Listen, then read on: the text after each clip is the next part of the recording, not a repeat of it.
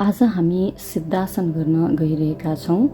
विभिन्न योगिक स्क्रिप्चर्सहरूमा सिद्धासनलाई सिद्धि प्राप्त गर्ने आसनको रूपमा व्याख्या गरिएको छ। यो ध्यान र प्राणायामको लागि एउटा महत्त्वपूर्ण आसन हो।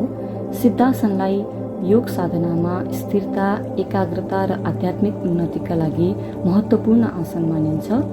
एन्सेन्ट योगिक टेक्स्टहरू जस्तै हठयोग प्रदीपिका, घेरण्ड संहिता र शिव संहिताका अनुसार सिद्धासनले मूलाधार चक्र जागृत गर्न तथा प्राण ऊर्जालाई नियन्त्रण गर्न मद्दत गर्ने भएर यसलाई ध्यान तथा प्राणायामको लागि वान अफ द बेस्ट आसन मानिन्छ। एन्सेन्ट योगिक टेक्स्टहरूका अनुसार नियमित रूपमा सिद्धासनको अभ्यास गर्दा शरीर, मन र आत्माको शुद्धिकरण भई उच्च सिद्धि प्राप्त गर्न सकिन्छ। सिद्धासन गर्नको लागि सबैभन्दा पहिले दण्डासनमा बस्छौँ। दुवै गोडाहरूलाई अगाडि सिधा राख्छौँ। त्यसपछि दायाँ लेगलाई बेन्ड गरेर दायाँ फुटको हिललाई पेरिनियममा राख्छौँ। जेनिटल र एनसको बीचमा हिललाई राख्छौँ अनि लेफ्ट लेगलाई बेन्ड गर्छौँ र लेफ्ट फुटको टोजहरूलाई राइट काफ र थाई मसल्सको बीचको स्पेसमा राख्छौँ। यसलाई हातले पुश गरेर एडजस्ट पनि गर्न सकिन्छ। यसमा लेफ्ट एङ्कल चाहिँ राइट एङ्कलको माथि भएको हुनुपर्छ।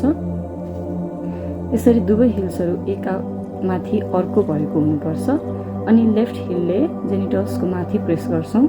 अब राइट फुटको टोजहरूलाई अलिकति लेफ्ट काफ र थाई मसल्सको बीचको स्पेसमा पुल गर्नुहोस्।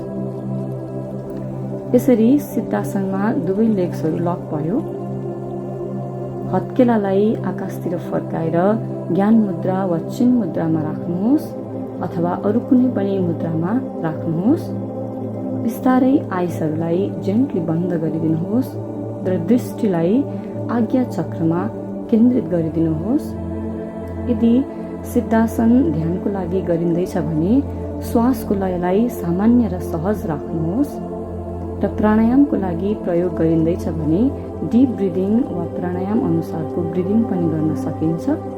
I hope you also tried this asana with me. Let me know in the comment section. Thank you. I will see you in my next video.